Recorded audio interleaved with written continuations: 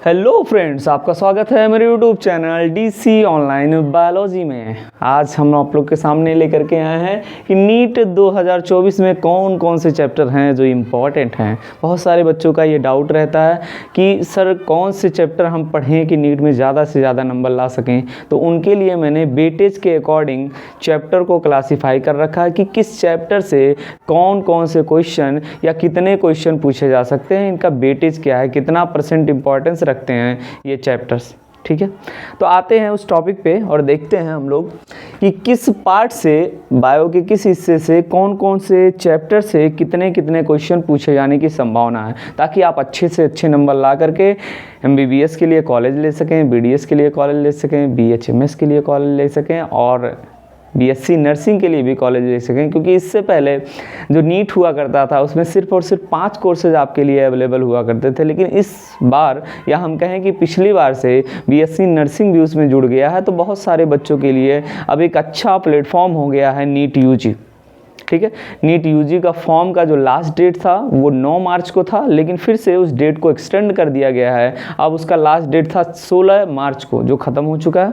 ठीक है, अभी करेक्शन का ऑप्शन आप कर सकते हैं, जैसे आपने एग्ज़ाम सेंटर अगर गलत भर रखा है या आपको एग्ज़ाम सेंटर में कोई तब्दीली करना है या अपने फॉर्म में कोई चेंजेस करने हैं तो आप अभी भी कर सकते हैं। ठीक है, तो हम आते हैं अपने बात पे। जो हमको ये देखना था कि नीट UG 2024 में कौन कौन से चैप्टर से कितने सवाल पूछे जा सकते हैं, उस पे हम लोग बात करते हैं। ठीक है, तो शुरू करते हैं। पहले बॉटनी वाला पोर्शन ले लेते हैं। बॉटनी और जूलॉजी करके अलग अलग हिस्से होते हैं। ठीक है, जिसमें से अलग अलग टाइप के सवाल आते हैं। जब आपके पेपर में क्वेश्चन आएंगे तो उसमें कोई विभेद नहीं होता, उसमें कोई अंतर नहीं होता कि ये बॉटनी वाले क्वेश्चन हैं, ये जूलॉजी वाले क्वेश्चन हैं। लेकिन हम सिलेबस के अकॉर्डिंग अगर बात करें तो उसमें जूलॉजी और बॉटनी को हम लोग सेपरेट करके ही चलते हैं। ठीक है, तो देखते हैं बायो, जो बॉटनी वाला पार्ट है बायो में, वहाँ से कौन कौन से सवाल पूछे जा सकते हैं, कितने सवाल पूछे जा सकते हैं। देखिए, बॉटनी में जब हम आते हैं तो हमने देखा कि प्लांट डाइवर्सिटी जो है, जिसमें पादपों की विविधता के बारे में हम लोग बात करते हैं कि कैसे अलग अलग हिस्सों पे अलग अलग प्रकार के पादप होते हैं और उनके स्ट्रक्चर में, उनके बाहरी बनावट में क्या क्या विभिन्नताएं पाई जाती हैं, इसके बारे में जब हम बात करते हैं तो प्लांट डाइवर्सिटी वाला चैप्टर होता है। उसमें क्वेश्चन की अगर हम वेटेज की बात करें तो 7 क्वेश्चन वहाँ से पूछे जाते हैं। ठीक है, वहाँ से 7 क्वेश्चन पूछे जाएंगे, इसलिए ये चैप्टर आपके लिए इंपॉर्टेंट हो जाता है। ठीक है, बॉडी में ही आते हैं तो प्लांट रिप्रोडक्शन की अगर हम बात करें, पादपों में जो जनन की क्रिया है, ठीक है, वहाँ से आप देखेंगे तो आपको 5 क्वेश्चन देखने को मिल रहे हैं। 5 क्वेश्चन मतलब ये चैप्टर भी आपके लिए क्या हो जा रहा है, ये पोर्शन भी आपके लिए इंपॉर्टेंट हो जा रहा है। अच्छा, आगे बढ़ते हैं। देखें, सेल स्ट्रक्चर, जिसमें हम कोशिका के स्ट्रक्चर के बारे में, कोशिका के आकार और उसके अंदर कौन से कोशिकांग हैं उसके बारे में जब हम बात करते हैं, या कैसे कोई कोशिका काम करता है, कैसे कोई कोशिका वर्क करता है, इसके बारे में बात करते हैं, तो इस चैप्टर से आपको 6 क्वेश्चन पूछे जाते हैं।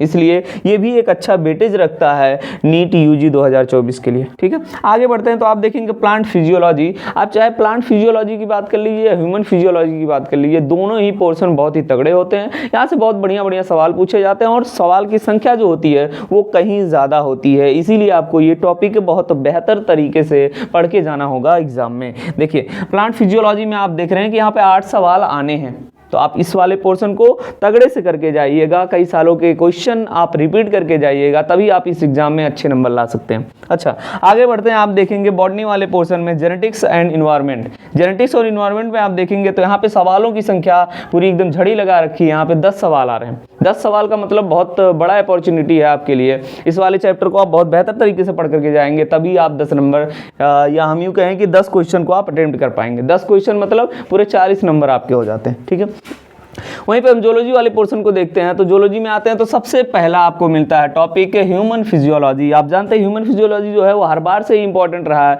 और हमेशा यहाँ से कम 13 से लेकर के 14 क्वेश्चन पूछे जाते हैं। इसलिए आप तैयार बैठेंगे, इसके लिए बढ़िया तैयारी करके जाएंगे, ढेर सारे सवाल करके जाएंगे, ताकि आपको ज़्यादा से ज़्यादा नंबर मिल सके एग्जाम में। देखिए, अगला चैप्टर आपको देखने को मिल रहा है human reproduction and reproductive health. इस वाले चैप्टर से भी बढ़िया बढ़िया सवाल पूछे जाते हैं और यहाँ पर बेटे जिसका 5 क्वेश्चन है। तो यहाँ आप देखेंगे देखेंगे 5 सवाल आपको मिल जाएंगे, बढ़िया सवाल करके जाएंगे, प्रीवियस ईयर के क्वेश्चन आप करके जाएंगे तो यहाँ से आपको बढ़िया नंबर मिल जाएगा।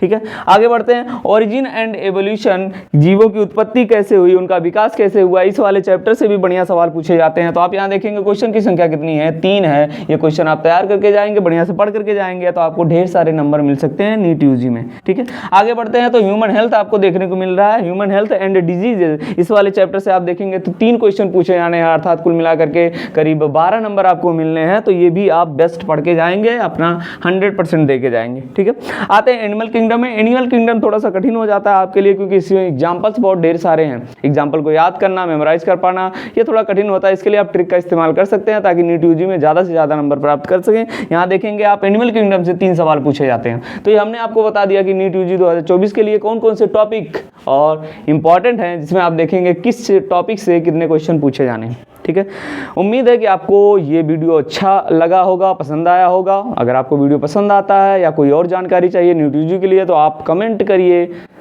धन्यवाद।